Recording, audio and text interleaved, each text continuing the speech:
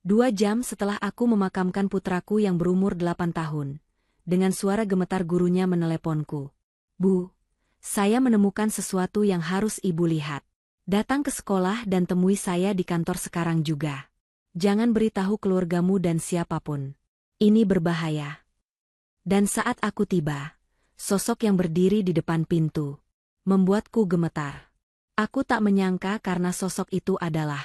Sebelum ceritanya dimulai, silahkan tulis di kolom komentar dari daerah mana saja teman-teman yang menonton cerita ini. Jangan lupa like dan subscribe agar channel ini bisa semakin berkembang dan bisa mempersembahkan cerita yang lebih menarik lagi. 2 jam setelah aku memakamkan putraku yang berumur 8 tahun, rumah terasa seperti neraka yang dingin. Wangi bunga melati dan sedap malam masih menyengat hidung, bercampur dengan aroma tanah basah yang menempel di ujung gamis hitamku.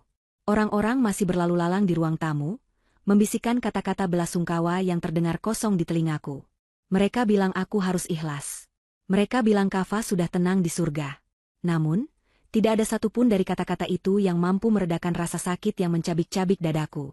Kava baru berusia 8 tahun. Dia anak yang sehat, ceria, dan penuh energi. Dokter bilang itu serangan jantung mendadak, sebuah anomali medis yang langka. Aku tidak percaya, tapi aku tidak punya tenaga untuk membantah. Aku duduk di sudut kamar, menatap kosong ke arah bingkai foto Kava yang tersenyum lebar sambil memegang piala lomba lari. Di luar, suamiku, Dimas, sedang menyalami para tamu. Wajahnya sembab, matanya merah, dan bahunya turun seolah menanggung beban dunia. Semua orang memuji ketabahan Dimas. Mereka bilang dia adalah suami dan ayah yang luar biasa, yang tetap tegar demi istrinya yang hancur lebur. Aku melihatnya dari celah pintu kamar yang sedikit terbuka. Dimas menerima pelukan dari Pak Rahayu, ketua yayasan tempat Kava bersekolah. Pak Rahayu menepuk punggung Dimas dengan keras, memberikan dukungan moral layaknya seorang bapak kepada anaknya. Pemandangan itu seharusnya membuatku terharu. Tapi entah mengapa, ada sesuatu yang membuat perutku mual. Ponselku bergetar di atas kasur, memecah lamunan panjangku. Layarnya menyala, menampilkan nama Ibu Rani, guru wali kelas Kava. Aku mengernyitkan dahi. Kenapa gurunya menelepon di saat seperti ini? Bukankah dia tadi sudah datang ke pemakaman? Dengan tangan gemetar, aku menggeser tombol hijau dan menempelkan ponsel ke telinga. Suara di seberang sana terdengar sangat pelan, nyaris seperti bisikan yang tercekik oleh ketakutan. Ibu Rani terdengar panik, napasnya memburu seolah dia sedang bersembunyi di dalam lemari sempit. Ibu Rani memintaku untuk mendengarkan baik-baik. Dia berkata bahwa dia menemukan sesuatu yang harus aku lihat dengan mata kepalaku sendiri. Sesuatu yang tertinggal di laci meja Kava. Suaranya bergetar hebat saat dia memintaku untuk datang ke sekolah sekarang juga, dan menemuinya di kantor guru. Dia menekankan satu hal yang membuat darahku berdesir dingin. Dia melarangku memberitahu siapapun, termasuk keluargaku sendiri. Dia bilang ini berbahaya. Jantungku berdegup kencang, lebih cepat dari sebelumnya. Rasa duka yang melumpuhkan tiba-tiba berganti menjadi kewaspadaan. Ada nada mendesak dalam suara Ibu Rani yang tidak bisa aku abaikan. Ini bukan sekadar panggilan tentang barang tertinggal. Ini tentang Kava. Naluri seorang ibu yang baru saja kehilangan anaknya seketika mengambil alih. Aku menghapus air mata di pipi dengan kasar. Aku harus pergi ke sana. Aku harus tahu apa yang dimaksud dengan berbahaya. Aku keluar dari kamar dengan langkah gontai yang kubuat-buat. Aku menghampiri Dimas yang masih berbincang dengan Pak Rahayu di teras depan. Aku berbisik pelan kepada Dimas, mengatakan bahwa kepalaku sakit sekali dan aku butuh obat migrain yang tertinggal di mobil, sekaligus ingin mencari udara segar sebentar ke minimarket depan kompleks. Dimas menatapku dengan tatapan sendu yang begitu meyakinkan. Dia menawarkan diri untuk membelikannya, tapi aku menolak halus. Aku bilang aku butuh waktu sendiri barang 15 menit. Pak Rahayu tersenyum tipis, menyarankan agar aku tidak pergi terlalu lama, karena angin malam tidak baik untuk kondisi fisikku yang sedang lemah. Aku mengangguk hormat, lalu bergegas menuju mobilku yang terparkir di ujung jalan. Jalanan menuju sekolah Kava terasa sangat panjang malam itu. Hujan rintik-rintik mulai turun, membuat aspal berkilau memantulkan cahaya lampu jalan yang remang-remang. Pikiranku berkecamuk. Apa yang ditemukan Ibu Rani?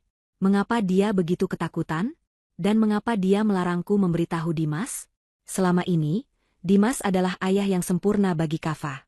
Tidak mungkin Dimas ada hubungannya dengan bahaya yang dimaksud Ibu Rani. Namun, keraguan itu mulai tumbuh, merayap perlahan seperti akar tanaman liar di dinding hatiku. Bayangan wajah Kava yang pucat pasi di rumah sakit kembali menghantui. Dokter bilang organnya gagal berfungsi, tapi Kava tidak pernah punya riwayat penyakit serius. Gedung sekolah tampak menyeramkan di malam hari. Gerbang depan sedikit terbuka, seolah sengaja dibiarkan tidak terkunci untukku. Satpam sekolah tidak terlihat di pos penjagaan. Mungkin sedang berkeliling atau memang tidak ada jadwal jaga malam ini, karena sekolah sedang libur berkabung untuk Kava. Aku memarkir mobil agak jauh, di bawah pohon beringin besar yang menutupi pandangan dari jalan raya. Aku tidak ingin ada yang melihat mobilku di sana. Dengan langkah cepat, aku menerobos gerimis, berlari kecil menuju koridor utama. Lorong-lorong kelas yang biasanya riuh dengan suara anak-anak kini sunyi senyap, hanya terdengar gema langkah kakiku sendiri yang memantul di lantai keramik. Tujuanku adalah ruang guru di lantai 2. Lampu di lorong itu mati, hanya ada cahaya remang-remang yang berasal dari lampu taman di bawah. Namun, aku melihat seberkas cahaya keluar dari celah bawah pintu kantor guru. Ibu Rani pasti ada di sana. Aku mempercepat langkahku, tapi entah kenapa, perasaanku semakin tidak enak. Udara terasa berat, seolah ada sesuatu yang mengintai dari kegelapan. Aku teringat Kava yang sering bercerita betapa dia menyukai Ibu Rani, karena gurunya itu sabar dan baik hati. Jika Ibu Rani sampai ketakutan seperti tadi, pasti ada sesuatu yang sangat besar. Aku sampai di depan pintu kantor guru. Pintunya tidak tertutup rapat. Ada celah sekitar 10 cm yang membiarkanku mengintip ke dalam. Aku menahan napas, mencoba mengintip situasi sebelum masuk. Jantungku serasa berhenti berdetak saat melihat pemandangan di dalam. Ibu Rani tidak sendirian. Dia berdiri terpojok di sudut ruangan, di dekat lemari arsip. Wajahnya pucat pasi, matanya terbelalak lebar, dan tubuhnya gemetar hebat. Kedua tangannya terangkat seolah memohon ampun. Di depannya, berdiri sesosok pria membelakangiku. Pria itu mengenakan kemeja hitam yang sangat aku kenali. Postur tubuhnya, gaya berdirinya, bahkan aroma parfum yang samar-samar tercium sampai keluar pintu, semuanya begitu familiar. Pria itu sedang memegang sebuah benda kecil berwarna hitam, mungkin sebuah diska lepas, dan dia berbicara dengan nada rendah yang penuh ancaman.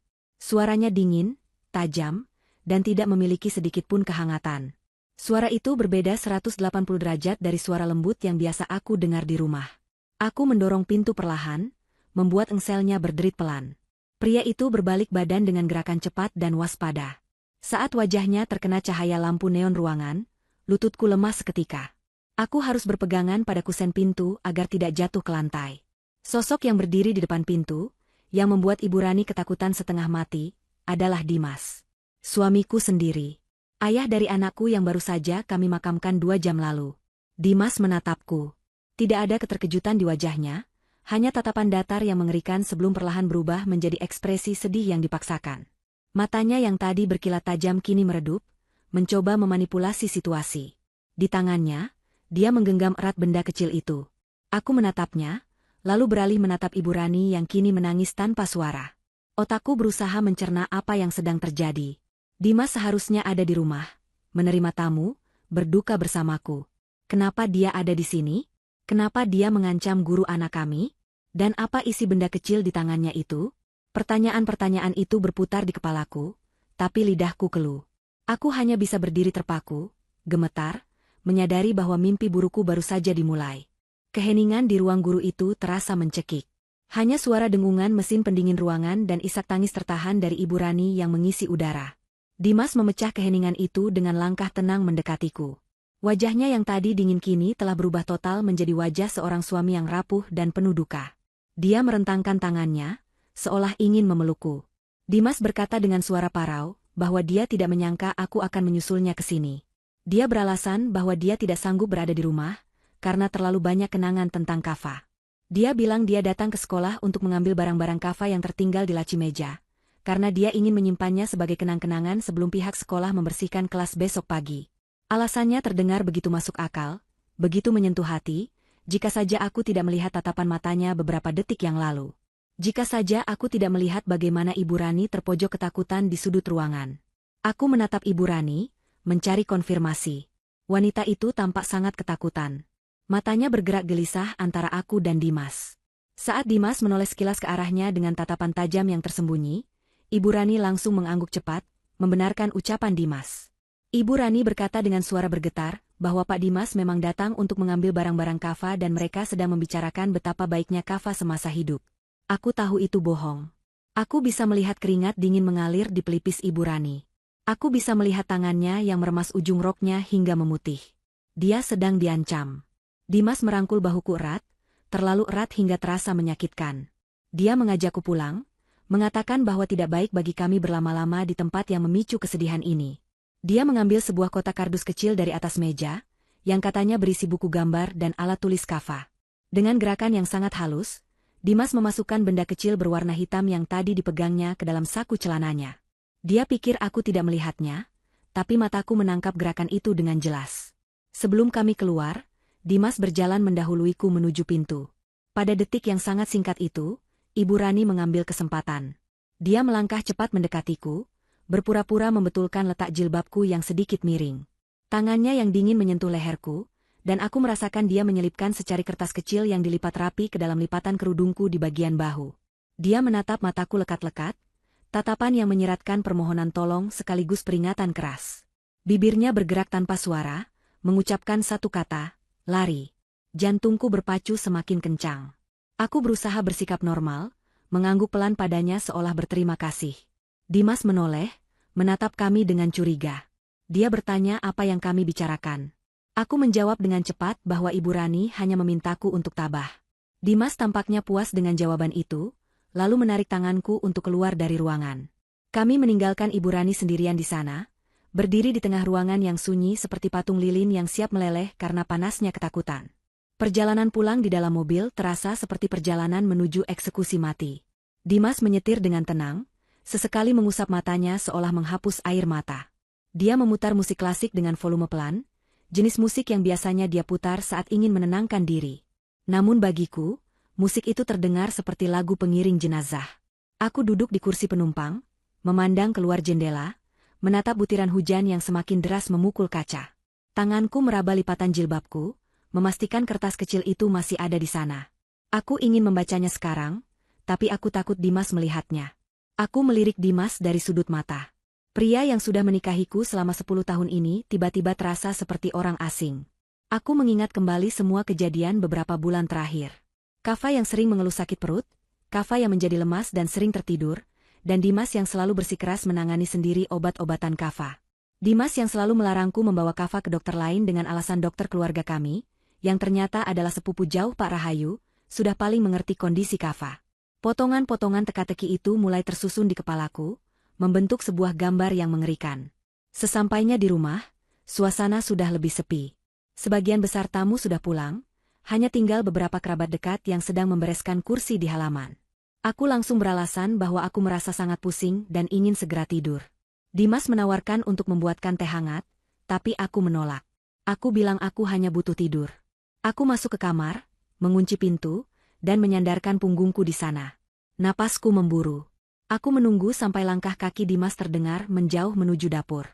Dengan tangan gemetar, aku mengambil kertas kecil dari lipatan jilbabku. Kertas itu robekan dari buku tulis sekolah. Tulisannya cakar ayam, ditulis dengan tergesa-gesa, mungkin saat aku sedang berjalan di koridor tadi. Aku membacanya di bawah cahaya lampu tidur yang remang. Kava tidak sakit jantung. Obatnya ditukar dengan racun dosis rendah. Cek boneka beruang di kamar Kava. Dia merekam sesuatu sebelum pergi. Hati-hati, suamimu berbahaya. Duniaku runtuh seketika. Lututku tidak lagi mampu menopang tubuhku, dan aku merosot ke lantai. Kava, anakku sayang. Dia tidak meninggal karena sakit. Dia dibunuh. Dan pembunuhnya ada di rumah ini, membuatkan teh di dapur, bersandiwara sebagai ayah yang berduka. Rasa sakit yang tadi kurasakan berubah menjadi kemarahan yang membakar. Air mataku kering seketika. Aku tidak boleh menangis sekarang. Aku harus membuktikan kebenaran ini. Aku bangkit dan berjalan mengendap-endap menuju kamar Kava yang letaknya bersebelahan dengan kamar utama. Pintu kamarnya tertutup rapat. Aku membukanya perlahan. Aroma minyak telon dan bedak bayi masih tercium kuat di sini, aroma khas Kava. Kamar ini masih sama seperti saat dia tinggalkan. Penuh dengan mainan Lego, poster superhero, dan buku-buku cerita.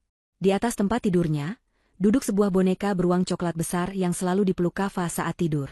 Boneka itu hadiah ulang tahun dariku 2 tahun lalu. Aku mendekati boneka itu. Tanganku gemetar saat menyentuh bulu-bulu halusnya. Aku meraba bagian perut boneka, mencari sesuatu yang tidak biasa. Ada jahitan yang sedikit kasar di bagian punggung boneka, seolah pernah dibuka dan dijahit ulang secara asal-asalan oleh tangan anak kecil. Aku teringat Kava pernah belajar menjahit di sekolah. Dengan menggunakan gunting kuku yang ada di meja belajar, aku membuka jahitan itu sedikit demi sedikit. Di dalam perut boneka, terselip di antara dakron putih, aku menemukan sebuah alat perekam suara digital kecil. Alat ini adalah mainan detektif-detektifan yang pernah dibelikan Daniel, sahabatku, untuk Kava. Kava suka sekali berpura-pura menjadi mata-mata. Aku menekan tombol play dengan jari yang berkeringat dingin. Suara Kava terdengar, lemah dan serak. Hari ini perutku sakit lagi setelah ayah kasih obat yang warnanya merah. Rasanya pahit banget, beda sama obat dari ibu. Aku takut bilang sama ibu, nanti ayah marah lagi kayak waktu itu. Ayah bilang ini vitamin super biar aku kuat, tapi kok malah sakit ya? Kemudian terdengar suara pintu terbuka di rekaman itu, dan suara langkah kaki berat mendekat. Itu suara Dimas. Dia sedang berbicara dengan seseorang di telepon. Suaranya terekam jelas. Tenang saja, Pak Rahayu, dosisnya sudah saya naikkan. Anak itu tidak akan bertahan sampai minggu depan. Begitu dia lewat, warisan dari kakeknya akan cair ke rekening wali, yaitu saya. Kita bagi dua seperti kesepakatan. Pastikan saja sertifikat tanah yayasan itu sudah siap balik nama. Rekaman berakhir. Keheningan kamar itu terasa memekakkan telinga. Aku membekap mulutku sendiri untuk menahan jeritan histeris. Tubuhku menggigil hebat. Suamiku, dia membunuh anak kami demi uang warisan. Warisan dari almarhum ayahku yang memang diatasnamakan Kava. Dimas telah merencanakan ini semua bersama Pak Rahayu. Mereka adalah monster berwajah manusia. Tiba-tiba, gagang pintu kamar Kava bergerak. Seseorang mencoba membukanya dari luar, tapi aku telah menguncinya dari dalam. Hilda? Suara Dimas terdengar dari balik pintu. Nadanya tidak lagi lembut. Suaranya berat, penuh curiga, dan mengandung ancaman tersembunyi. Kenapa pintunya dikunci? Kamu di dalam? Buka pintunya, Hilda. Aku tahu kamu belum tidur. Gedoran di pintu semakin keras. Buka pintunya. Jangan buat aku mendobraknya. Aku mundur menjauhi pintu, mendekap boneka beruang dan alat perekam itu erat-erat di dadaku. Aku terjebak. Pembunuh anakku ada tepat di balik pintu, dan dia tahu aku mengetahui rahasianya. Suara gedoran di pintu kamar Kava semakin lama semakin brutal, seolah-olah kayu jati yang kokoh itu hanyalah selembar kertas yang siap dirobek. Dimas tidak lagi berusaha menyembunyikan kemarahannya. Dia berteriak memanggil namaku dengan nada yang belum pernah kudengar seumur hidupku, sebuah nada yang memadukan kepanikan dan kekejaman murni. Setiap hantaman tubuhnya ke pintu membuat bingkai foto di dinding bergetar, seirama dengan detak jantungku yang memburu liar di dalam dada. Aku tahu, saat pintu itu terbuka, nyawaku akan berada di ujung tanduk. Dimas bukan lagi suamiku, dia adalah orang asing yang baru saja kutahu telah menghabisi nyawa darah dagingnya sendiri demi tumpukan harta. Aku mendekap boneka beruang Kava erat-erat, seolah benda mati itu bisa melindungiku dari monster di luar sana. Alat perekam kecil itu sudah kumasukkan ke dalam saku gamis. Benda paling berharga yang kini menjadi satu-satunya senjataku untuk menuntut keadilan. Aku memutar otak dengan cepat di tengah kepanikan yang melanda. Aku tidak bisa keluar lewat pintu. Jendela adalah satu-satunya jalan keluar. Kamar Kava berada di lantai 2. Namun aku ingat ada pohon mangga besar yang tumbuh di samping rumah. Dahan-dahannya menjulur cukup dekat ke arah balkon kecil di kamar ini. Dulu aku sering memarahi Kava karena dia suka nekat memanjat pohon itu. Tapi sekarang, kenakalan masa kecil Kava itulah yang mungkin akan menyelamatkan nyawa ibunya. Aku berlari menuju jendela, membuka kuncinya dengan tangan gemetar, dan mendorong daun jendela lebar-lebar. Angin malam yang membawa butiran hujan langsung menampar wajahku, dingin dan menusuk tulang. Hujan turun semakin deras, menciptakan tirai air yang mengaburkan pandangan, namun suara guntur yang menggelegar setidaknya menyamarkan suara gerakanku. Di belakangku, suara kayu retak terdengar nyaring. Engsel pintu mulai menyerah pada kekuatan Dimas. Aku tidak punya waktu lagi. Tanpa berpikir panjang, aku memanjat pagar balkon. Kakiku meraba-raba mencari pijakan di dahan pohon yang basah dan licin. Rasa takut akan ketinggian yang biasanya menghantuiku lenyap seketika, digantikan oleh insting bertahan hidup yang jauh lebih purba. Aku melompat kecil, meraih dahan yang cukup tebal dengan kedua tanganku. Kulit pohon yang kasar menggores telapak tanganku hingga perih, tapi aku menahan teriakan. Gamis panjangku yang basah kuyup terasa berat dan sempat tersangkut di ranting kecil, membuat gerakanku terhambat beberapa detik yang sangat krusial. Aku menarik kain itu sekuat tenaga hingga terdengar bunyi sobekan. Masa bodoh dengan baju ini, yang penting aku harus turun. Tepat saat kakiku mendarat di rumput halaman samping yang becek, terdengar suara dentuman keras dari atas.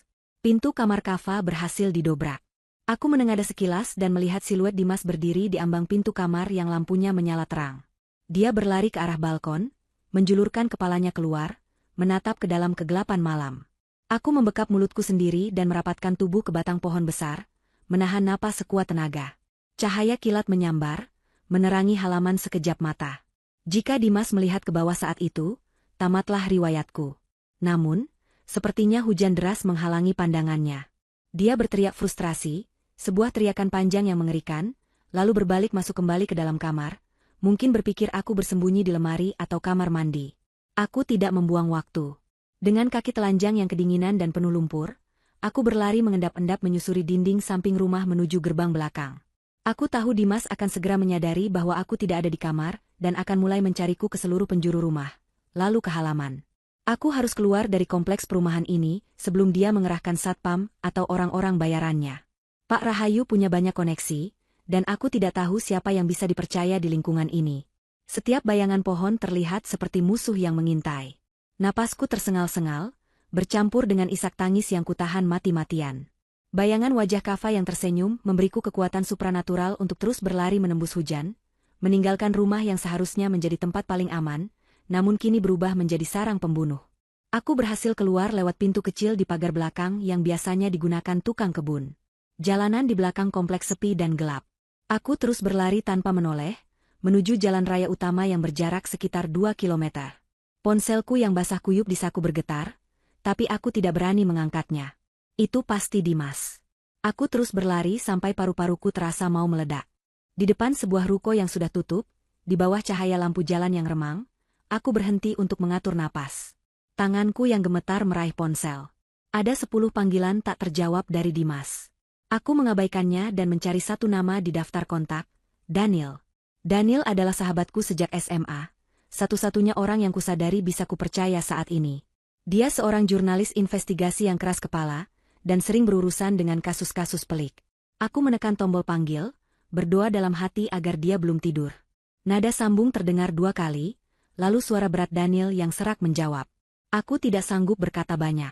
Dengan suara tercekat dan bercampur tangis, aku hanya bisa berbisik, Daniel, tolong aku. Dimas membunuh Kava. Aku lari. Jemput aku di dekat pom bensin jalan raya sekarang. Jangan tanya apa-apa dulu, cepatlah. Aku mematikan sambungan telepon bahkan sebelum Daniel sempat bertanya. Lalu mematikan ponselku sepenuhnya agar posisiku tidak bisa dilacak lewat GPS. Aku berjongkok di sudut gelap ruko, memeluk lutut, menunggu dalam ketakutan yang mencekam, berharap Daniel datang sebelum Dimas menemukanku. 15 menit terasa seperti 15 tahun. Setiap sorot lampu mobil yang lewat membuat jantungku berhenti berdetak. Takut jika itu adalah mobil SUV hitam milik Dimas. Namun, akhirnya sebuah sedan tua berwarna abu-abu menepi perlahan di depanku. Kaca jendelanya turun, menampilkan wajah cemas Daniel. Tanpa babeibu, aku langsung melompat masuk ke kursi penumpang depan dan mengunci pintu. Daniel menatapku dengan mata terbelalak. Penampilanku pasti sangat mengerikan. Basah kuyup, penuh lumpur, jilbab berantakan, dan wajah pucat pasi seperti mayat hidup.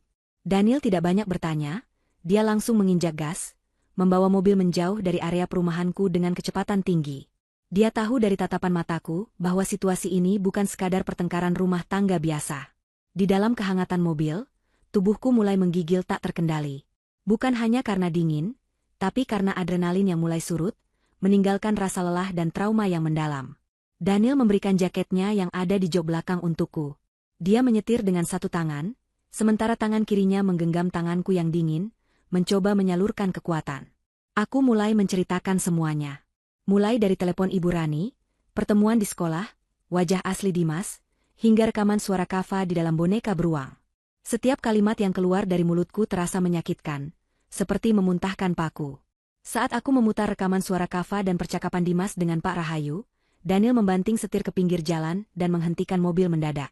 Wajahnya memerah menahan amarah, rahangnya mengeras.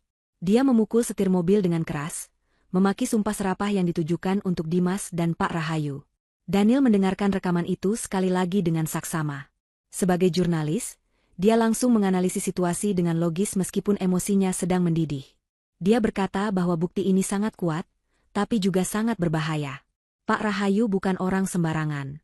Dia punya pengaruh besar di kota ini, bahkan mungkin punya kenalan di kepolisian tingkat atas. Jika kami gegabah melapor ke polsek setempat, bukti ini bisa hilang, atau lebih buruk lagi, kami yang akan dibungkam sebelum sempat bersaksi. Daniel memutuskan untuk membawaku ke rumah aman, sebuah apartemen kecil milik mendiang pamannya di pinggiran kota yang tidak diketahui siapapun, termasuk keluarganya sendiri. Tempat itu akan menjadi markas kami untuk menyusun rencana. Di tengah perjalanan, Daniel menyalakan radio untuk memecah keheningan yang menyesakan. Berita tengah malam sedang disiarkan. Awalnya hanya berita lalu lintas biasa, namun tiba-tiba penyiar berita membacakan sebuah kabar terkini yang membuat darahku berhenti mengalir. Ditemukan sesosok mayat wanita di halaman sekolah dasar di Jalan Merpati. Korban diidentifikasi sebagai seorang guru berinisial R. Dugaan sementara, korban melakukan bunuh diri dengan melompat dari lantai 3 gedung sekolah. Duniaku gelap seketika. Aku menjerit histeris di dalam mobil. Ibu Rani. Mereka membunuhnya. Dimas dan Pak Rahayu membunuhnya. Kata, bunuh diri, itu adalah kebohongan paling keji yang pernah kudengar. Ibu Rani tidak mungkin bunuh diri. Dia baru saja memberiku petunjuk. Dia ingin menyelamatkan Kava, dia ingin kebenaran terungkap. Dan karena membantuku, dia harus membayar dengan nyawanya. Rasa bersalah menghantam dadaku lebih keras daripada kematian Kava. Jika saja aku datang lebih cepat, jika saja aku bisa membawanya pergi bersamaku tadi. Tapi aku meninggalkannya sendirian bersama monster itu. Aku menangis sejadi-jadinya, memukuli dashboard mobil. Daniel menepikan mobil lagi, kali ini dia menarikku ke dalam pelukannya, membiarkanku menumpahkan segala kesedihan dan rasa bersalah yang tak tertahankan. Namun, di tengah tangisan itu, sesuatu dalam diriku berubah. Rasa sedih yang tadinya melumpuhkan perlahan mengeras menjadi sesuatu yang dingin dan tajam. Air mataku berhenti mengalir. Aku melepaskan pelukan Daniel dan menatap lurus ke jalanan gelap di depan.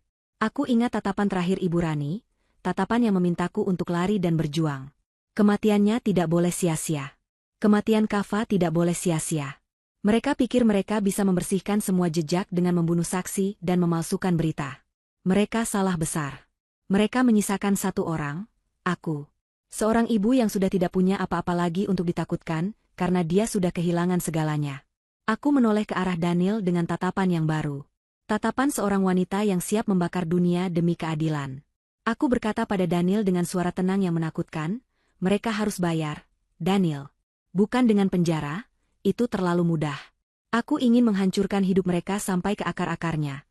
Seperti mereka menghancurkan hidupku. Aku ingin mereka merasakan ketakutan yang dirasakan Kava dan Ibu Rani. Daniel menatapku, melihat perubahan drastis itu. Dia mengangguk pelan, menyetujui sumpah bisu di antara kami. Kami tidak akan lapor polisi malam ini. Kami akan bermain dengan cara mereka. Kami butuh bukti fisik. Rekaman suara saja bisa disangkal di pengadilan sebagai rekayasa digital. Apalagi dengan pengacara mahal yang bisa disewa Pak Rahayu. Kami butuh botol racun itu. Obat yang ditukar Dimas. Benda itu pasti masih ada di suatu tempat. Karena Dimas adalah orang yang teliti namun arogan. Dia pasti menyimpannya sebagai trofi, atau belum sempat membuangnya dengan benar karena panik mencariku.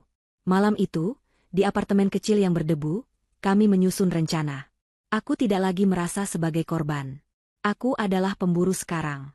Aku memotong rambutku pendek, membuang gamis hitamku, dan meminjam pakaian kasual bekas paman Daniel. Identitas Hilda yang lemah dan penurut sudah mati bersama Kava. Besok, aku akan kembali ke sarang ular itu. Bukan sebagai istri yang pulang, tapi sebagai mimpi buruk yang tidak pernah mereka perhitungkan. Kami menyusun strategi untuk menyusup kembali ke rumah dan kantor Dimas. Aku tahu di mana Dimas biasa menyembunyikan barang-barang rahasianya. Ada brankas tersembunyi di balik lukisan di ruang kerjanya, brankas yang dia pikir aku tidak tahu kombinasinya. Padahal, aku pernah melihatnya membukanya bertahun-tahun lalu, tanggal lahir Kava. Ironis sekali, dia menggunakan tanggal lahir anak yang dibunuhnya sebagai kunci keamanannya. Besok, permainan sesungguhnya akan dimulai. Pagi itu langit Jakarta berwarna abu-abu, seolah turut berduka atau mungkin sedang menyembunyikan rencana besar yang kami susun. Aku berdiri di depan cermin kamar mandi apartemen usang milik Paman Daniel, menatap pantulan wajah yang nyaris tak kurnali. Rambut panjangku yang biasanya tergerai indah kini tertutup rapat oleh jilbab instan berwarna biru tua yang kusam, jenis yang sering dipakai oleh para pekerja kasar agar tidak ribet. Aku mengenakan seragam cleaning service berwarna biru muda yang sedikit kebesaran, lengkap dengan kartu identitas palsu yang dibuatkan Daniel semalam. Namaku di kartu itu bukan Hilda, melainkan Sumi. Wajahku yang pucat kupoles dengan sedikit bedak yang warnanya tidak rata dan kacamata berbingkai tebal, yang membuat mataku terlihat lebih kecil. Hilda yang rapuh, istri penurut dari seorang pengusaha sukses, sudah mati malam itu bersama putranya. Kini yang berdiri adalah seorang ibu yang tidak memiliki apa-apa lagi selain dendam yang membara di dada. Daniel memarkirkan mobilnya 2 blok dari gedung perkantoran milik Pak Rahayu, tempat di mana Dimas bekerja sebagai direktur operasional. Rencana kami sederhana namun berisiko tinggi. Setiap hari Jumat, biasanya ada pergantian tim kebersihan dari vendor luar untuk melakukan pembersihan menyeluruh sebelum akhir pekan. Daniel berhasil meretas sistem jadwal mereka dan memasukkan nama samaranku ke dalam daftar hadir. Tugasku adalah masuk ke dalam, menuju lantai eksekutif yang aksesnya terbatas, dan mencari bukti fisik racun itu di brankas kantor Dimas. Kami berasumsi Dimas memindahkan barang bukti ke sana, karena rumah kami sudah tidak aman setelah aku melarikan diri. Dimas pasti berpikir aku akan kembali ke rumah untuk mencari bukti. Jadi kantor adalah tempat persembunyian yang paling logis menurut jalan pikirannya yang licik. Aku berjalan menunduk, menyeret troli berisi peralatan pel dan ember, membaur dengan petugas kebersihan lainnya yang masuk lewat pintu belakang. Jantungku berdegup kencang setiap kali berpapasan dengan satpam, takut jika mereka mengenali istri bos mereka. Namun, ternyata orang-orang seperti Dimas dan Pak Rahayu tidak pernah benar-benar melihat orang kecil seperti cleaning service. Bagi mereka, kami hanyalah bayangan yang membersihkan kotoran mereka, tidak memiliki wajah, tidak memiliki identitas. Aku berhasil lolos dari pemeriksaan keamanan dengan mudah. Lift barang membawaku naik ke lantai 12, lantai di mana kantor Dimas berada. Lorong lantai itu sepi dan dingin, dilapisi karpet tebal yang meredam suara langkah kaki.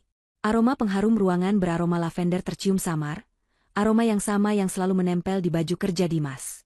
Rasa mual seketika menyergap perutku, mengingatkanku pada kemunafikan laki-laki itu. Aku mendorong troli menuju pintu ganda bertuliskan, Direktur Operasional. Pintu itu terkunci, tapi Daniel sudah membekaliku dengan kartu akses duplikat yang dia salin datanya dari kartu milik salah satu staf kepercayaan Dimas yang sering ceroboh menaruh barang. Lampu indikator berubah hijau, dan pintu terbuka dengan bunyi klik pelan. Ruangan itu luas, mewah, dan dingin. Foto keluarga kami, aku, Dimas, dan Kava, masih terpajang besar di dinding belakang meja kerjanya. Melihat wajah Kava yang tersenyum di foto itu membuat dadaku sesak.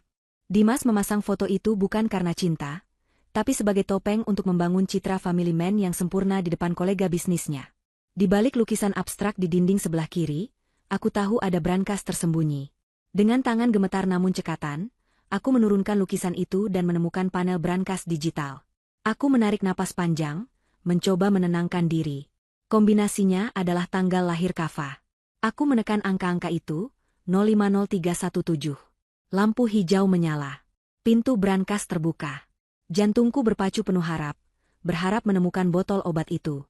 Namun, saat aku melongok ke dalam, brankas itu kosong dari botol obat. Hanya ada tumpukan dokumen sertifikat tanah, beberapa gepok uang tunai, dan paspor ganda milik Dimas. Kecewa menghantamku, tapi aku tidak boleh menyerah. Aku mulai memotret dokumen-dokumen itu dengan kamera tersembunyi di kancing bajuku, dokumen yang menunjukkan pemindahan aset yayasan secara ilegal ke rekening pribadi Dimas. Ini bukti korupsi, tapi belum cukup membuktikan pembunuhan. Tiba-tiba, terdengar suara langkah kaki dan tawa renyah dari arah koridor mendekat ke pintu ruangan. Panik menyergapku. Aku segera menutup brankas, menggantung kembali lukisan dengan miring karena terburu-buru, dan menyambar kain lap. Aku merunduk di balik sofa besar di sudut ruangan, berpura-pura sedang membersihkan debu di kaki meja, tepat saat pintu terbuka. Dimas masuk, diikuti oleh seorang wanita muda berpenampilan modis. Itu Bella, sekretaris pribadinya. Aku menahan napas, berusaha mengecilkan tubuhku di balik bayang-bayang sofa. Mereka tidak menyadari keberadaanku karena posisi sofa yang membelakangi pintu dan tertutup oleh lemari arsip tinggi. Apa yang kudengar selanjutnya membuat darahku mendidih hingga ke ubun-ubun. Dimas tidak terlihat sedih sama sekali. Dia justru tertawa lepas, sambil menuangkan minuman ke dalam gelas. Bella duduk di tepi meja kerja Dimas dengan santai, mengelus lengan suamiku. Mereka membicarakan kematian Kava seolah-olah itu adalah proyek bisnis yang berhasil diselesaikan. Bella memuji Dimas yang berhasil berakting sempurna saat pemakaman. Dia berkata bahwa tangisan Dimas sangat meyakinkan sampai-sampai Pak Rahayu pun terkesan. Dimas tertawa bangga, mengatakan bahwa menyingkirkan beban kecil, itu adalah langkah terbaik untuk masa depan mereka. Dia menyebut Kava sebagai Anak penyakitan yang hanya menghabiskan uang, dan penghalang utama untuk mencairkan dana warisan ayahku yang nilainya miliaran. Tanganku mengepal erat hingga kuku-kuku menancap ke telapak tangan, menimbulkan rasa perih yang menjagaku tetap sadar agar tidak melompat keluar dan mencekik mereka berdua saat itu juga. Aku ingin berteriak. Aku ingin mencabik wajah mereka, tapi aku tahu aku akan kalah jika menggunakan kekerasan fisik. Aku menekan tombol rekam di alat penyadap kecil yang kubawa di saku celana. Setiap kata keji yang keluar dari mulut mereka terekam dengan jernih. Mereka merencanakan liburan ke Eropa bulan depan, setelah situasi mereda dan uang warisan cair. Mereka bahkan menertawakan kebodohanku yang melarikan diri, menganggapku sebagai istri gila yang akan segera ditemukan mayatnya di selokan karena depresi. Tenang saja, sayang, kata Dimas sambil mengecup kening Bella, suara yang dulu selalu membuatku merasa aman kini terdengar seperti desis ular berbisa. Hilda itu lemah. Tanpa aku, dia tidak bisa apa-apa. Kalaupun dia lapor polisi, siapa yang akan percaya? Pak Rahayu sudah mengatur semuanya. Polisi, dokter forensik, semuanya ada di kantong kita. Botol racun itu juga sudah kubuang ke tempat pembakaran sampah medis pagi ini. Tidak ada jejak. Kita menang. Mendengar itu, harapanku untuk menemukan botol racun musnah, tapi aku mendapatkan sesuatu yang lebih berharga. Pengakuan lisan yang angkuh dan rencana mereka yang melibatkan banyak pihak. Saat mereka beranjak keluar untuk makan siang, aku menunggu 10 menit di dalam persembunyianku dengan air mata amarah yang mengalir diam-diam. Setelah yakin mereka pergi, aku keluar dari ruangan itu dengan membawa dendam yang lebih besar. Sebelum pergi, aku meninggalkan satu pesan kecil. Aku mengambil mainan mobil-mobilan kecil milik Kava yang selalu kubawa di saku sejak semalam, dan meletakkannya tepat di tengah meja kerja Dimas, di atas tumpukan berkas yang rapi. Biar dia tahu bahwa hantu masa lalunya telah kembali. Kami kembali ke markas kecil dengan membawa rekaman suara yang menghancurkan hati namun sangat krusial. Daniel mendengarkan rekaman percakapan Dimas dan Bella dengan wajah merah padam. Dia, yang biasanya tenang dan logis, sampai harus keluar ke balkon untuk merokok guna meredakan emosinya. Kejahatan mereka bukan lagi sekadar kriminalitas biasa. Ini adalah manifestasi dari iblis berwujud manusia. Namun, Daniel juga setuju bahwa bukti ini, meskipun kuat secara moral, masih bisa dipatahkan di pengadilan sebagai rekaman ilegal yang tidak sah. Kami butuh mereka melakukan kesalahan fatal di depan umum. Kami butuh mereka saling serang. Dan pemicu terbaik untuk membuat penjahat melakukan kesalahan adalah rasa takut. Malam itu, kami memulai operasi psikologis kami. Dimas adalah tipe orang yang rasional namun memiliki ketakutan terpendam terhadap hal-hal mistis. Sebuah kelemahan yang pernah dia ceritakan padaku saat kami baru menikah. Dia takut pada karma, meskipun dia selalu menyangkalnya. Daniel, dengan keahlian teknologinya, berhasil meretas sistem smart home di rumah kami, rumah yang kini ditinggali Dimas sendirian. Sistem keamanan canggih yang dipasang Dimas untuk melindunginya dari luar, kini kami gunakan untuk menyerangnya dari dalam. Kami bisa mengontrol lampu, suhu ruangan, hingga sistem audio di seluruh penjuru rumah dari laptop Daniel. Teror dimulai tepat pukul 12 malam. Melalui kamera CCTV ruang tamu yang kami sadap, aku melihat Dimas sedang duduk minum alkohol. Terlihat gelisah. Mungkin dia baru saja menemukan mobil-mobilan Kava di meja kantornya tadi siang. Itu pasti mengganggu pikirannya. Aku memberi isyarat pada Daniel. Dia menekan tombol di keyboardnya. Lampu ruang tamu di rumah Dimas mulai berkedip-kedip tidak beraturan. Dimas tersentak, menatap lampu gantung kristal dengan curiga. Dia bangkit untuk memeriksa saklar, tapi lampu kembali normal. Dia kembali duduk, mengira itu hanya gangguan listrik biasa.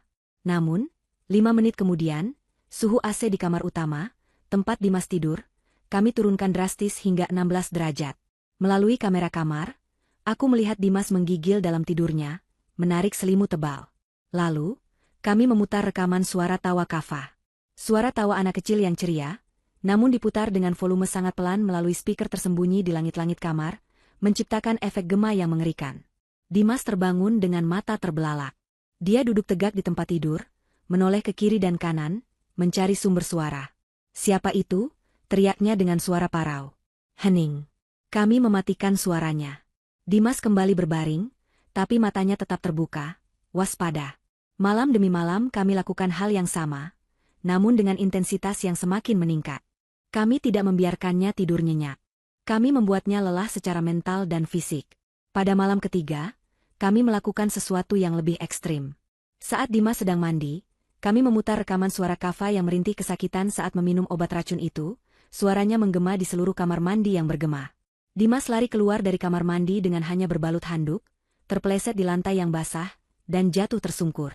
Wajahnya pucat pasi, matanya liar ketakutan. Dia mulai berteriak-teriak memanggil nama Bella, menuduh Bella yang mengerjainya, karena hanya Bella yang punya akses ke rumah itu selain dirinya. Benih perpecahan mulai tumbuh.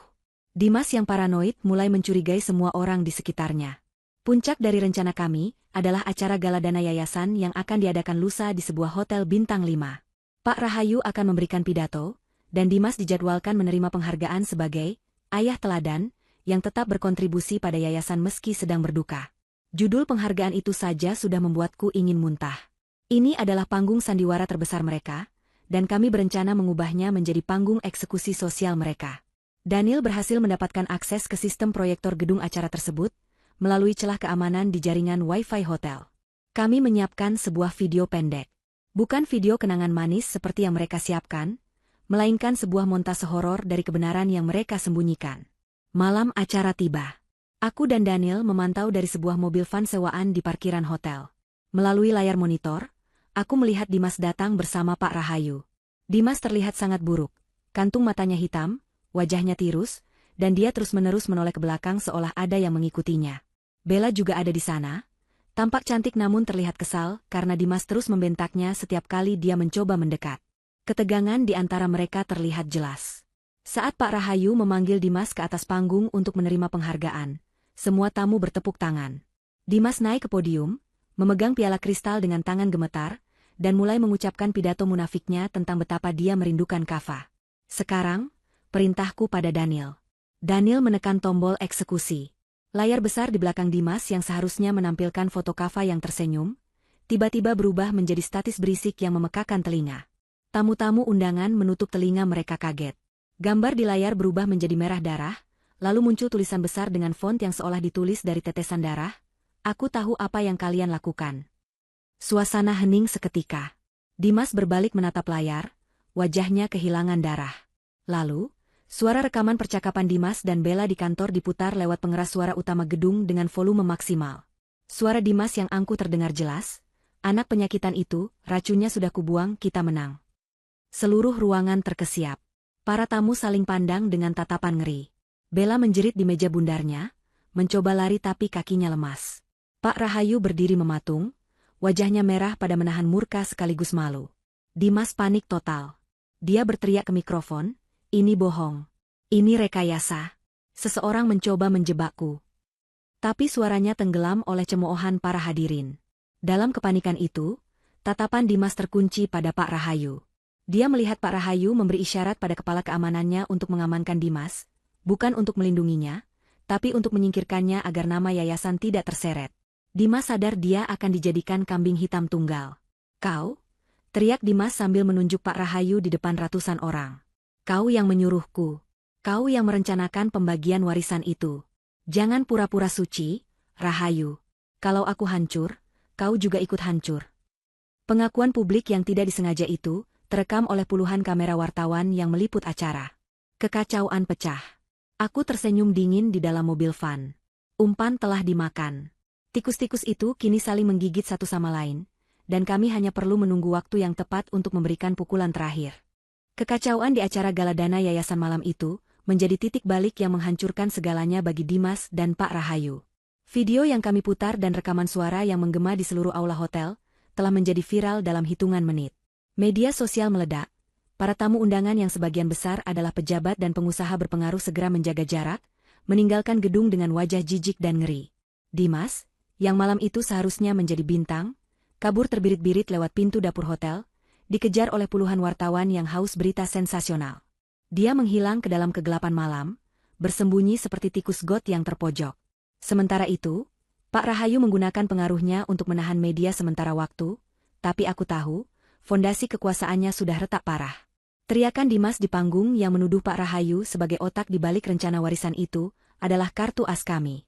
Namun, itu belum cukup untuk memenjarakan mereka secara permanen. Pengacara Pak Rahayu pasti akan berdalih bahwa itu hanyalah racauan orang stres yang sedang mengalami gangguan mental karena duka. Kami butuh bukti yang lebih konkret, sebuah konfrontasi langsung di mana mereka saling mengakui peran masing-masing tanpa ada penyangkal. Aku dan Daniel kembali ke apartemen persembunyian dengan adrenalin yang masih memompa kencang. Kami tidak merayakan keberhasilan kecil ini, karena kami tahu binatang buas akan menjadi paling berbahaya saat dia terluka. Dimas sekarang adalah buronan sosial, meski belum resmi menjadi buronan polisi, karena surat penangkapan belum keluar. Dia pasti sedang bersembunyi, panik, dan yang paling penting, dia pasti merasa dikhianati oleh Pak Rahayu yang membiarkan keamanannya menyeret Dimas turun panggung. Celah inilah yang akan kami manfaatkan. Kami akan mengadu domba mereka hingga mereka saling membunuh karakter satu sama lain, atau bahkan saling membunuh secara fisik. Daniel menyiapkan 2 ponsel sekali pakai burner phone yang tidak bisa dilacak. Kami akan memainkan peran sebagai dalang di balik layar, menggerakkan boneka-boneka yang sudah putus asanya. Pesan pertama kami kirimkan kepada Pak Rahayu. Kami berpura-pura menjadi Dimas. Pesan itu berisi ancaman dingin, aku punya salinan dokumen asli pengalihan aset yayasan yang Bapak tanda tangani. Jika Bapak tidak membantuku keluar dari kota ini malam ini juga dan mentransfer bagianku, dokumen itu akan sampai di meja kejaksaan besok pagi. Temui aku di gudang logistik lama milik yayasan di pelabuhan jam 2 dini hari.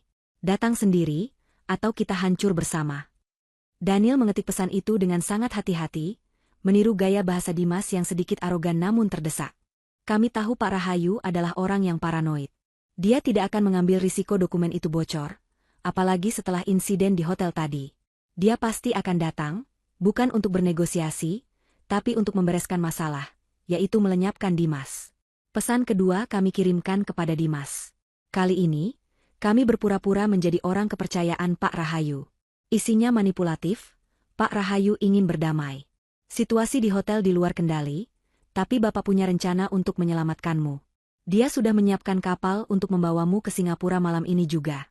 Bawa semua bukti yang kau miliki untuk dimusnahkan bersama. Temui di gudang logistik pelabuhan jam 2 dini hari. Jangan terlambat, polisi mulai bergerak. Dimas, yang saat ini pasti sedang ketakutan dan bingung di suatu tempat, akan melihat ini sebagai satu-satunya tiket kebebasannya. Dia tidak punya pilihan lain selain percaya. Umpan telah ditebar, dan kedua predator itu sedang bergerak menuju satu titik yang sama. Perangkap kami. Jam 1 dini hari, hujan deras kembali mengguyur kota, seolah alam semesta mendukung suasana kelam yang sedang kami bangun. Aku dan Daniel sudah berada di lokasi lebih dulu. Gudang logistik lama itu adalah bangunan raksasa yang sudah terbengkalai, terletak di pinggiran pelabuhan yang sepi. Bau amis laut bercampur dengan bau karat besi memenuhi udara. Kami menyelinap masuk melalui jendela ventilasi yang rusak di lantai 2. Dari posisi ini, kami bisa melihat ke seluruh area lantai dasar gudang yang luas dan kosong, hanya diterangi oleh beberapa lampu jalan dari luar yang menembus celah-celah dinding seng yang bolong. Daniel memasang beberapa kamera tersembunyi di titik-titik strategis, dan menyambungkannya ke siaran langsung pribadi yang terhubung ke server kepolisian. Ya, kali ini kami melibatkan polisi. Daniel sudah menghubungi kenalannya di reserse kriminal, memberikan bukti awal rekaman suara dan memberitahu bahwa transaksi besar akan terjadi di gudang ini malam ini. Polisi sedang dalam perjalanan untuk mengepung tempat ini, tapi kami butuh waktu agar Dimas dan Rahayu berbicara dulu sebelum sirene polisi meraung. Tepat pukul 2:10, sebuah mobil sedan hitam masuk ke area gudang. Lampu depannya menyorot debu-debu yang beterbangan. Pintu mobil terbuka, dan keluarlah Pak Rahayu. Dia tidak sendirian, 2 orang berbadan tegap yang sepertinya pengawal pribadinya ikut turun. Namun Pak Rahayu memberi isyarat agar mereka menunggu di luar. Dia masuk ke dalam gudang sendirian, memegang sebuah tas koper kecil. Tangan kanannya selalu berada di balik jasnya, di mana aku yakin dia menyembunyikan senjata api. Wajah orang tua itu terlihat keras. Rahangnya mengatup rapat menahan amarah. Dia berdiri di tengah gudang, melihat jam tangannya dengan tidak sabar. 5 menit kemudian, pintu gudang kembali berderit. Dimas muncul dari kegelapan. Penampilannya sangat berantakan. Kemeja mahalnya kusut dan kotor, rambutnya acak-acakan, dan matanya liar bergerak ke segala arah. Dia terlihat seperti orang gila. Dimas berjalan mendekati Pak Rahayu dengan langkah ragu-ragu namun penuh harap. Dia mengira Pak Rahayu benar-benar akan menyelamatkannya. "Mana kapalnya?" tanya Dimas dengan suara parau, suaranya memantul di dinding-dinding gudang yang kosong. "Kau janji akan membawaku pergi dari sini." Pak Rahayu tertawa, sebuah tawa kering yang meremehkan. "Kapal? Kau pikir setelah apa yang kau lakukan di hotel tadi, aku akan membiarkanmu hidup? Dimas? Kau mempermalukanku. Kau menyeret nama baik yayasan ke dalam lumpur. Kau itu liabilitas. Beban." Dimas terbelalak. Dia mundur selangkah, menyadari bahwa dia telah dijebak. Tapi pesan itu, kau bilang kau mau berdamai. Aku tidak pernah mengirim pesan apapun. Bodoh, bentak Pak Rahayu. Kau yang mengancamku akan membocorkan dokumen yayasan. Mana dokumennya? Serahkan padaku sekarang, dan mungkin aku akan mempertimbangkan untuk membiarkan mayatmu ditemukan utuh. Dimas menggeleng bingung, lalu kemarahannya meledak. Dia sadar ada pihak ketiga yang bermain, tapi kebenciannya pada Pak Rahayu sudah menutupi logika. Kau mau membunuhku? Seperti kita membunuh Kava? Silakan. Tapi asal kau tahu, aku sudah merekam semua percakapan kita selama ini. Kalau aku mati, rekaman itu otomatis terkirim ke media. Dimas berbohong, aku tahu dia tidak punya rekaman itu, tapi dia sedang menggertak untuk bertahan hidup. Wajah Pak Rahayu memerah. Kurang ajar. Kau yang meracuni anak itu. Kau yang menuangkan obat itu ke mulutnya setiap malam. Jangan bawa-bawa aku. Aku hanya menyuruhmu mengurus masalah warisan, bukan membunuh darah dagingmu sendiri. Jangan munafik, teriak Dimas, suaranya melengking tinggi. Kau yang mengenalkan aku pada pemasok racun itu. Kau yang bilang dosisnya harus dinaikkan supaya prosesnya cepat. Kau butuh uang itu untuk menutupi hutang judimu, Pak Tua. Kita sama-sama iblis di sini. Aku merekam semuanya dari atas. Tanganku gemetar bukan karena takut, tapi karena kepuasan yang mengerikan. Mereka saling mengakui semuanya. Setiap detail pembunuhan Kava, motif uang, keterlibatan pihak lain, semuanya terucap jelas dari mulut mereka sendiri. Tidak ada lagi yang bisa disangkal. Ini adalah vonis mati bagi mereka berdua. Daniel di sampingku memberi kode jempol, sinyal bahwa polisi di luar sudah mendengar semuanya lewat penyadapan audio yang kami pasang. Tiba-tiba, Pak Rahayu mencabut pistol dari balik jasnya dan mengarahkannya ke kepala Dimas. Cukup bicaranya. Selamat tinggal, menantuku yang tidak berguna. Bunyi tembakan belum sempat meletus ketika sirene polisi meraung memecah keheningan malam, melengking tajam dari segala penjuru arah gudang. Cahaya lampu sorot berwarna merah dan biru menembus celah-celah dinding gudang, menciptakan disko cahaya yang menakutkan di dalam ruangan gelap itu. Suara megafon terdengar lantang dari luar, "Ini polisi. Kepung tempat ini. Jatuhkan senjata dan menyerah." Pak Rahayu tersentak kaget. Konsentrasinya buyar seketika. Dia menoleh ke arah pintu utama dengan wajah panik. Kesempatan itu tidak disia-siakan oleh Dimas. Dengan insting bertahan hidup yang liar, Dimas menerjang tubuh tua Pak Rahayu. Mereka berdua jatuh berguling di lantai beton yang berdebu. Pistol di tangan Pak Rahayu terlempar jauh ke sudut ruangan. Terjadi pergumulan sengit antara kedua penjahat itu. Dimas yang lebih muda dan lebih kuat, meski dalam kondisi mental yang hancur, berhasil memukul wajah Pak Rahayu berkali-kali hingga orang tua itu pingsan tak berdaya. Namun, Dimas tidak berhenti di situ. Dia tidak berniat menyerah pada polisi. Matanya yang liar mencari jalan keluar. Dia melihat pintu belakang gudang yang sedikit terbuka. Tapi sebelum dia berlari, matanya menangkap sesuatu di lantai 2, di tempat persembunyian kami. Kilatan lensa kamera Daniel yang memantulkan cahaya lampu sorot polisi membocorkan posisi kami. Dimas mendongak, dan untuk pertama kalinya sejak dia kabur dari hotel, mata kami bertemu. Di sana, di atas catwal besi berkarat, aku berdiri menatapnya. Jilbab biruku sudah terbuka sebagian, menampilkan wajah asliku, bukan lagi wajah penyamaran cleaning service. Tatapan Dimas berubah dari ketakutan menjadi kebencian murni yang membara. Dia menyadari segalanya sekarang. Bahwa hantu yang menerornya, pesan-pesan palsu itu, jebakan ini semuanya adalah perbuatanku. "Hilda ah!" teriaknya menggema, suaranya seperti lolongan binatang buas yang terluka. Bukannya lari menjauh, Dimas justru berlari menaiki tangga besi menuju ke tempat kami berada. Dia sudah gila. Dia tidak peduli lagi pada polisi di luar. Satu-satunya tujuannya sekarang adalah menghancurkanku. Daniel menarik tanganku, "Lari, Hilda," lewat atap. Kami berlari menyusuri jembatan besi itu, menuju pintu keluar darurat di atap gudang. Suara langkah kaki Dimas yang berat terdengar mengejar di belakang, semakin dekat, diiringi bunyi besi beradu yang nyaring. Kami mendobrak pintu atap dan keluar ke udara terbuka. Hujan badai menyambut kami, angin kencang nyaris membuatku terhuyung. Kami berada di atap gudang setinggi 3 lantai. Di bawah, puluhan mobil polisi sudah memblokade area depan, tapi area belakang yang menghadap ke laut masih gelap. Ada tangga kebakaran di sisi gedung yang mengarah ke dermaga kecil. "Cepat turun," teriak Daniel mendorongku ke tangga. Namun, terlambat. Pintu atap ditendang terbuka dengan keras, hingga engselnya lepas. Dimas muncul dengan wajah berdarah-darah, memegang sebatang besi panjang yang entah dia pungut dari mana.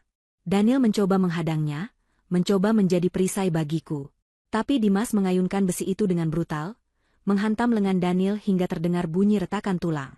Daniel mengerang kesakitan dan jatuh tersungkur, berguling di atap yang licin karena hujan. "Daniel," jeritku. Aku hendak menolongnya, tapi tangan kekar Dimas sudah mencengkeram kerudungku, menarikku kasar hingga aku terjerembab ke belakang. Sakit yang luar biasa menjalar di kulit kepalaku. Dimas menyeretku mendekat ke tepian atap, menjadikanku tameng hidup saat dia melihat beberapa petugas polisi mulai memanjat naik dari sisi lain. "Mundur, atau kulempar dia ke bawah," ancam Dimas pada polisi yang kini mengarahkan senjata padanya. Polisi-polisi itu berhenti bergerak, ragu. Hujan membasahi wajahku, menyamarkan air mataku. Aku bisa mencium bau keringat dan darah dari tubuh Dimas yang menempel di punggungku. Napasnya memburu di telingaku, panas dan menjijikkan. "Kau pikir kau pintar, hah?" bisik Dimas di telingaku, tangannya melingkar kuat di leherku, mencekikku perlahan. "Kau pikir kau bisa menang melawanku? Kalau aku masuk neraka, istriku sayang, kau harus ikut menemaniku. Kita sekeluarga lagi, bersama Kava di sana." "Kau bukan ayah Kava," desisku susah payah, mencakar lengannya yang mencekikku. "Kau pembunuhnya." Kata-kataku memicu amarahnya lagi. Dimas semakin gila. Dia menyeretku menuruni tangga kebakaran dengan kasar, membawaku menuju mobilnya yang ternyata diparkir tersembunyi di balik tumpukan kontainer di belakang gudang. Bukan mobil sedan yang dia pakai tadi, tapi sebuah SUV tua yang sepertinya dia curi dalam pelariannya. Dia melemparku masuk ke kursi penumpang, menodongkan pecahan kaca tajam ke leherku, dan memborgol tanganku ke pegangan tangan di atas pintu dengan dasinya. Dia melompat ke kursi pengemudi dan tancap gas. Mobil melesat keluar dari area pelabuhan, menabrak pagar kawat hingga rubuh. Polisi segera mengejar. Terjadilah kejar-kejaran mobil yang mengerikan di tengah badai. Dimas mengemudi seperti orang kerasukan, menerobos lampu merah, melawan arus lalu lintas, dan menyenggol beberapa kendaraan lain. Sirene polisi meraung-raung di belakang kami bagaikan paduan suara kematian. Tubuhku terlempar ke kiri dan ke kanan, kepalaku membentur kaca jendela berkali-kali. "Hentikan, Dimas. Kau tidak akan lolos," teriakku. "Diam," bentaknya sambil memukul setir. "Aku tidak akan kembali miskin. Aku tidak akan membusuk di penjara. Kita akan pergi jauh, Hilda. Sangat jauh."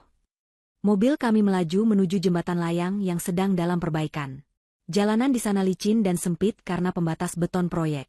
Di depan, aku melihat barikade polisi sudah dipasang menutup jalan. Cahaya lampu sorot polisi menyilaukan mata. Di belakang, mobil pengejar semakin dekat. Kami terkepung. Dimas membanting setir ke kanan, mencoba menghindari barikade, tapi mobil kehilangan kendali di aspal basah. Mobil berputar liar, ban berdecit memekakan telinga, lalu menghantam pembatas jembatan dengan keras. Bagian depan mobil ringsek, asap mengepul keluar dari kap mesin. Kaca depan retak 1000. Kepalaku pusing akibat benturan, darah segar mengalir dari pelipisku. Aku melihat Dimas di sampingku. Dia terluka parah, darah mengucur dari hidungnya, kakinya terjepit badan mobil yang penyok.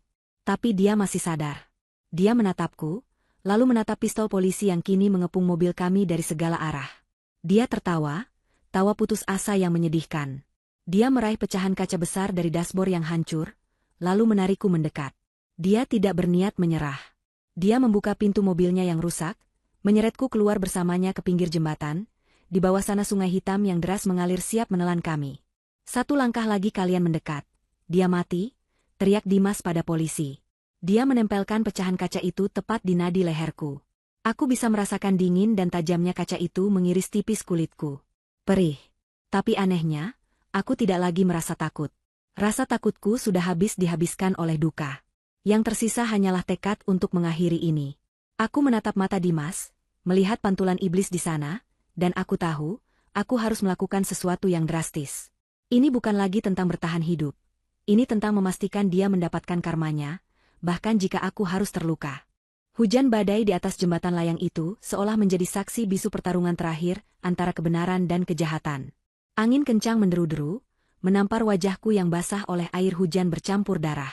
Di bawah sana, sungai hitam mengalir deras, siap menelan siapa saja yang jatuh ke dalamnya. Namun, kengerian alam itu tidak sebanding dengan kengerian yang kurasakan dari hembusan napas Dimas di telingaku. Pecahan kaca tajam itu menempel erat di kulit leherku, Begitu erat hingga aku bisa merasakan perihnya irisan tipis yang mulai mengeluarkan darah hangat. Dimas berdiri di belakangku, menjadikan tubuhku sebagai tameng hidup dari puluhan moncong senjata api polisi yang mengepung kami. Cahaya lampu sorot yang menyilaukan membuat mataku sakit, tapi aku memaksakan diri untuk tetap membuka mata. Aku tidak ingin mati dalam keadaan memejamkan mata. Aku ingin melihat kehancuran laki-laki ini. Dimas berteriak-teriak seperti orang gila, suaranya parau menembus suara hujan. Dia menuntut helikopter, menuntut uang tebusan, menuntut jalan bebas hambatan. Permintaan-permintaan yang tidak masuk akal dari seorang pria yang sudah kehilangan akal sehatnya. Polisi merespons lewat pengeras suara, meminta Dimas untuk tenang dan melepaskan Sandra, namun negosiasi itu hanya membuat Dimas semakin agresif. Cengkeraman tangannya di lenganku semakin kuat hingga rasanya tulangku akan remuk. Aku bisa merasakan detak jantungnya yang memburu di punggungku, detak jantung seorang pengecut yang takut menghadapi konsekuensi perbuatannya. Di momen genting itu, rasa takut yang sedari tadi melumpuhkanku perlahan menguap, digantikan oleh ketenangan yang aneh. Aku teringat wajah Kava yang pucat di dalam peti mati. Aku teringat wajah Ibu Rani yang ketakutan sebelum dibunuh. Mereka tidak punya kesempatan untuk melawan, tapi aku punya. Aku masih hidup, dan aku memegang kendali atas ketakutan ini. Aku melirik ke bawah, ke arah kaki Dimas. Kaki kanannya terluka parah akibat benturan mobil tadi, terjepit badan kendaraan sebelum dia menyeretku keluar. Darah segar merembes dari celana bahannya yang robek. Dia bertumpu goyah pada kaki kirinya. Itu kelemahannya. Aku mengumpulkan seluruh tenaga yang tersisa di tubuhku yang gemetar kedinginan. Aku tidak lagi peduli jika pecahan kaca di leherku akan menggores lebih dalam. Dalam satu tarikan napas panjang, aku melakukan hal yang paling tidak diduganya. Aku memutar tubuhku sekuat tenaga, mengabaikan rasa perih di leher, dan menancapkan gigi-gigiku sedalam mungkin ke lengan Dimas yang memegang pecahan kaca. Aku menggigitnya dengan kekuatan penuh, kekuatan seorang ibu yang marah, hingga aku merasakan rasa amis darahnya di mulutku. Dimas menjerit kesakitan. Refleks tubuhnya membuatnya melonggarkan cengkeraman sesaat. Pecahan kaca itu terlepas dari tangannya dan jatuh berdenting di aspal basah. Tidak membuang kesempatan sedetik pun, aku mengangkat kaki kananku dan menendang lutut kaki kanannya yang sudah terluka parah itu dengan sekuat tenaga. Terdengar bunyi krak yang mengerikan, bunyi tulang yang patah atau sendi yang hancur total. Teriakan Dimas kali ini jauh lebih keras. Melengking memecah malam, sebuah lolongan kesakitan murni yang membuat bulu kuduk berdiri. Tubuhnya yang besar ambruk ke aspal, tidak mampu menopang berat badannya sendiri. Dia berguling-guling memegangi kakinya, melupakan keberadaanku, melupakan polisi, melupakan segalanya selain rasa sakit yang tak tertahankan itu. Polisi tidak membuang waktu. Dalam hitungan detik, mereka menyerbu maju. Aku ditarik mundur oleh tangan-tangan kekar berseragam, dijauhkan dari Dimas yang masih meraung-raung di tanah. Beberapa petugas langsung menindih tubuh Dimas, memborgol tangannya ke belakang dengan kasar. Namun, Dimas masih mencoba melawan, menendang-nendang dengan sisa kakinya yang sehat, meludah, dan memaki. Salah satu polisi terpaksa melumpuhkannya dengan tembakan peringatan yang diarahkan ke paha kirinya, karena dia berusaha merebut senjata petugas. Bunyi letusan senjata itu mengakhiri perlawanan Dimas. Dia terkulai lemas, darah menggenang di sekeliling tubuhnya, bercampur dengan air hujan yang terus mengguyur tanpa ampun. Aku berdiri di sana, di balik barisan polisi, menatapnya dengan napas tersengal. Wajah tampan yang dulu kucintai itu kini berlumuran darah dan lumpur, menyeringai kesakitan, menatapku dengan tatapan kosong. Para medis segera datang mengerubungiku, membersihkan luka di leherku, menyelimutiku dengan selimut termal oranye, dan menanyakan apakah aku baik-baik saja. Aku tidak menjawab. Mataku terpaku pada sosok Dimas yang sedang diangkat ke tandu dengan penjagaan super ketat. Saat tandu itu melewati-lewat di depanku, Dimas menoleh. Tidak ada lagi arogansi. Tidak ada lagi tatapan meremehkan. Yang ada hanya ketakutan. Dia sadar hidupnya sudah berakhir. Daniel muncul dari kerumunan petugas medis di belakang, lengannya dibebat karena retak tulang akibat pukulan Dimas di atap gudang tadi. Dia berjalan tertatih mendekatiku, wajahnya lebam tapi matanya memancarkan kelegaan luar biasa. Dia merangkul bahuku dengan satu tangannya yang sehat, dan pada saat itulah, pertahananku runtuh. Aku menangis, bukan karena sedih, tapi karena beban berat yang selama ini menindih dadaku akhirnya terangkat. Keesokan harinya, berita penangkapan Dimas dan Pak Rahayu menjadi headline di seluruh stasiun televisi nasional dan media cetak. Wajah mereka terpampang jelas sebagai dalang pembunuhan berencana dan korupsi yayasan. Namun, hukuman penjara hanyalah awal dari karma mereka. Alam semesta bekerja dengan cara yang misterius dan menyakitkan untuk menyeimbangkan neraca keadilan. Dimas dilarikan ke rumah sakit Polri dengan kondisi kaki kanan yang hancur parah.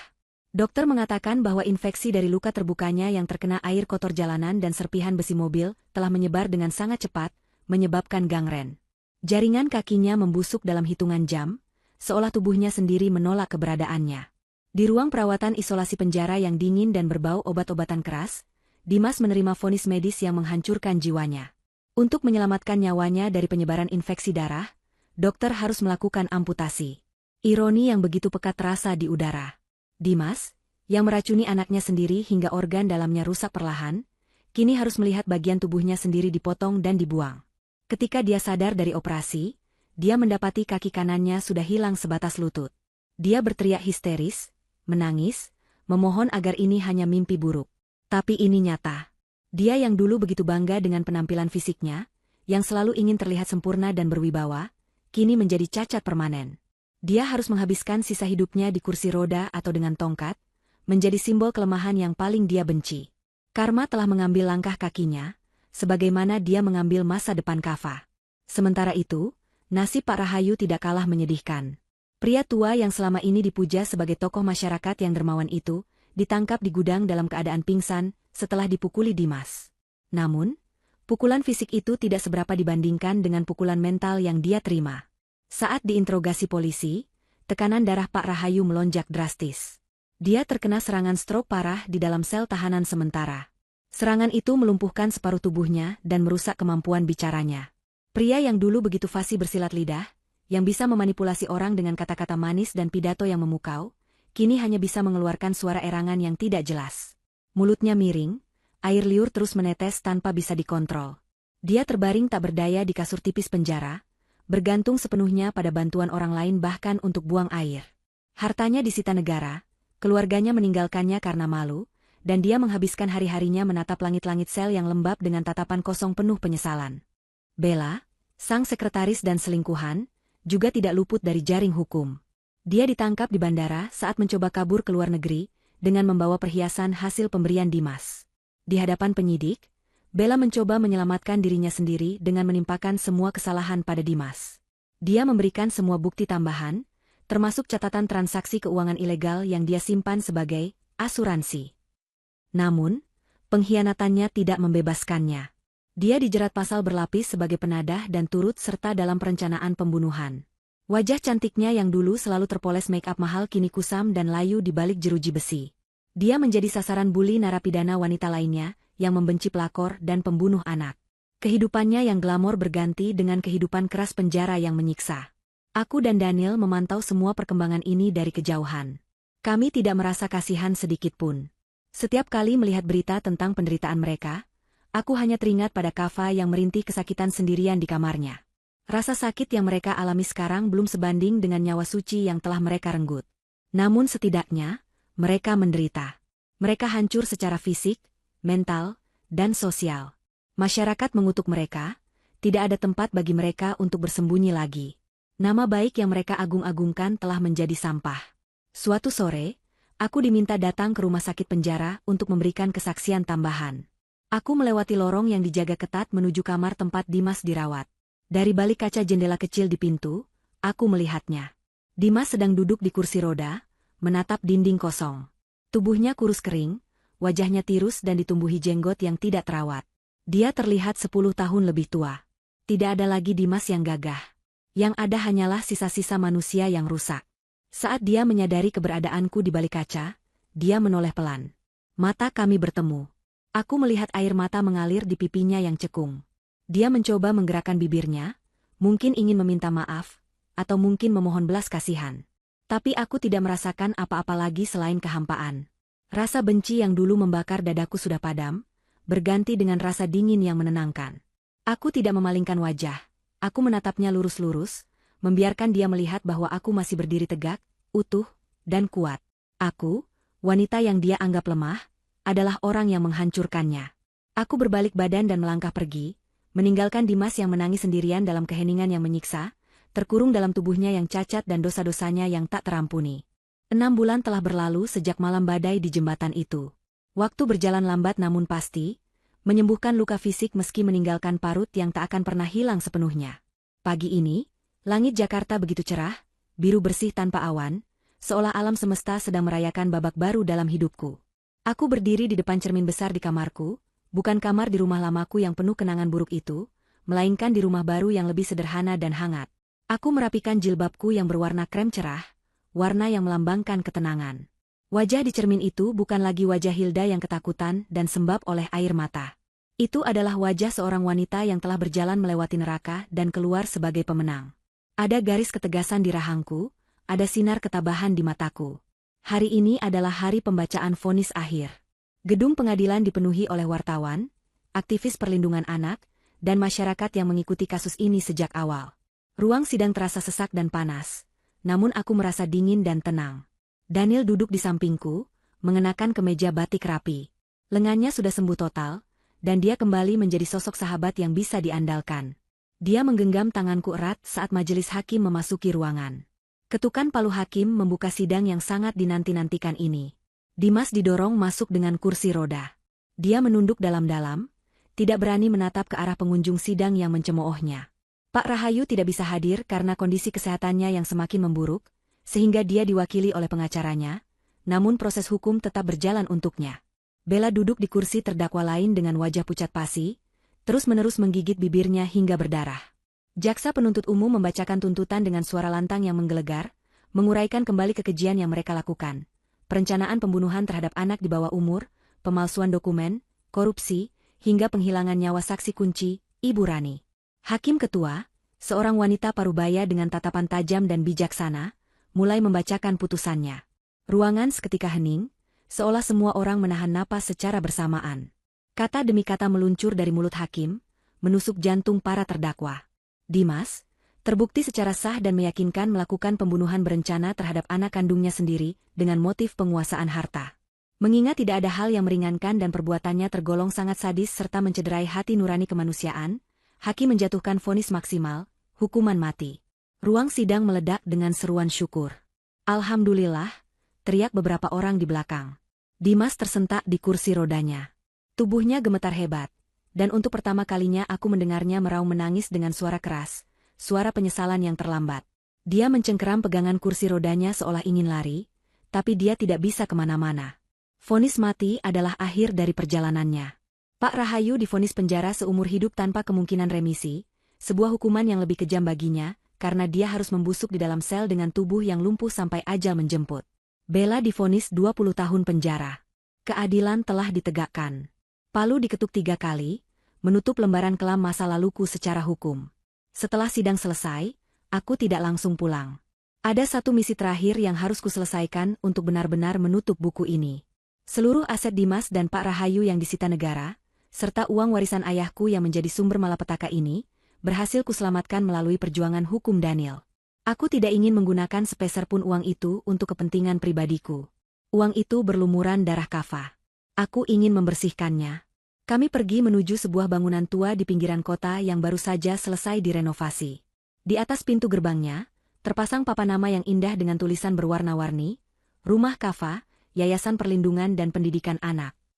Ya, aku menggunakan seluruh uang warisan itu untuk membangun panti asuhan dan rumah aman bagi anak-anak korban kekerasan dalam rumah tangga. Tempat ini akan menjadi surga bagi mereka yang senasib dengan Kava, tempat di mana mereka akan dilindungi, dicintai, dan didengarkan. Aku berjalan menyusuri lorong panti yang dicat dengan warna-warna cerah. Suara tawa anak-anak terdengar riuh dari arah taman bermain di belakang. Aku melihat anak-anak berlarian mengejar bola, bermain ayunan, dan bernyanyi. Pemandangan itu membuat hatiku hangat. Di dinding lobi utama, terpajang foto besar Kava yang sedang tersenyum lebar, dan di sebelahnya ada foto Ibu Rani. Aku juga menyisihkan sebagian dana untuk merenovasi sekolah tempat Ibu Rani mengajar dulu, membangun perpustakaan baru yang diberi nama Perpustakaan Rani, agar namanya selalu dikenang sebagai pahlawan pendidikan, bukan korban pembunuhan.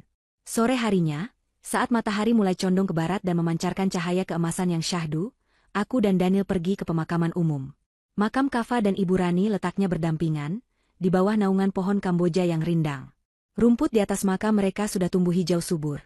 Bertabur bunga-bunga segar yang dibawa oleh orang-orang yang bersimpati. Aku berjongkok di samping nisan Kava, mengusap namanya yang terukir di batu marmer hitam. Tidak ada lagi air mata kesedihan yang menyesakkan. Yang ada hanya rasa rindu yang damai. Ibu sudah selesaikan semuanya. Nak, bisikku pelan pada nisan itu. Mereka sudah dihukum. Uang Kava sudah ibu pakai untuk bantu teman-teman Kava yang lain. Kava tidak perlu sakit lagi sekarang. Kava bisa main sepuasnya di surga. Angin sore berhembus lembut, menggoyangkan dedaunan pohon Kamboja, hingga beberapa kelopak bunga putih jatuh perlahan ke atas pangkuanku. Suasana di pemakaman itu begitu hening dan sakral. Daniel berdiri agak jauh di belakang, memberiku ruang privasi untuk berbicara dengan putraku. Aku memanjatkan doa panjang, mengirimkan semua cinta dan kerinduanku lewat setiap bait doa. Aku merasa lega, seolah ada beban ribuan ton yang akhirnya lepas dari pundakku. Aku sudah menepati janjiku sebagai seorang ibu. Aku telah membela anakku sampai titik darah penghabisan. Saat aku bangkit berdiri dan hendak beranjak pergi, sesuatu yang ajaib terjadi. Matahari senja menciptakan bias cahaya yang indah di antara pepohonan. Di ujung jalan setapak pemakaman, sekitar 10 meter di depanku, aku melihat sesosok bayangan kecil berdiri. Jantungku berdesir, tapi bukan karena takut. Sosok itu mengenakan baju tidur bergambar superhero favorit Kava, baju yang sama yang kupakaikan terakhir kali sebelum dia dimakamkan. Itu Kava. Dia tidak terlihat pucat atau kesakitan seperti di mimpi-mimpi burukku selama ini. Dia terlihat sehat, pipinya merona, dan senyumnya begitu cerah hingga menyilaukan mata. Kava tidak berkata apa-apa. Dia hanya berdiri di sana, menatapku dengan mata berbinar bahagia. Dia mengangkat tangan kanannya dan melambai perlahan padaku. Lambaian perpisahan yang manis, lambaian yang mengatakan, "Aku baik-baik saja, Ibu. Terima kasih." Air mataku menetes satu kali, air mata kebahagiaan. Aku membalas lambaiannya dengan tangan gemetar dan senyum lebar di wajahku. "Selamat jalan, sayang," bisikku. Bayangan Kava perlahan memudar seiring dengan cahaya matahari yang meredup, menyatu dengan kehangatan senja, lalu menghilang sepenuhnya. Tapi rasa hangat di dadaku tidak hilang. Kava sudah tenang. Dia benar-benar sudah pergi ke tempat yang lebih baik, membawa serta semua rasa sakitnya. Aku berbalik badan. Daniel tersenyum padaku, mengulurkan tangannya. Aku menyambut uluran tangannya dengan mantap. Kami berjalan beriringan meninggalkan area pemakaman, meninggalkan masa lalu yang kelam di belakang punggung kami. Di depan sana, jalanan membentang luas, diterangi oleh lampu-lampu kota yang mulai menyala satu persatu. Hidup masih panjang, dan aku siap untuk menjalaninya. Aku bukan lagi sekadar korban atau ibu yang berduka. Aku adalah Hilda, wanita yang selamat dari badai, pendiri rumah Kava, dan pembela anak-anak yang tak bersuara. Fajar baru telah menyingsing, dan aku melangkah menyambutnya dengan kepala tegak, dengan kepala tegak, dengan kepala tegak, dengan kepala tegak, dengan kepala tegak, dengan kepala tegak.